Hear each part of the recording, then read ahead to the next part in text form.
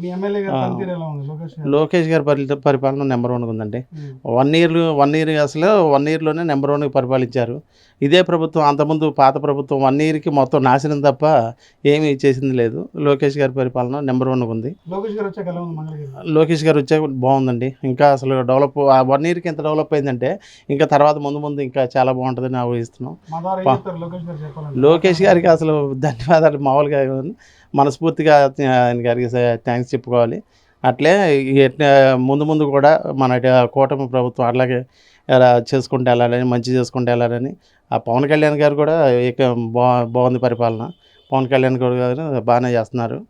ఎట్లే కూటమి కలిసి ఉండి మంచిగా ఉంటే మా ఓటు ఎప్పుడు కూడా టీడీపీకి కూటమికి వేస్తాం కంపల్సరీ. అది చంద్రబాబు నాయుడు గారికి ధన్యవాదాలు చెప్తున్నానండి.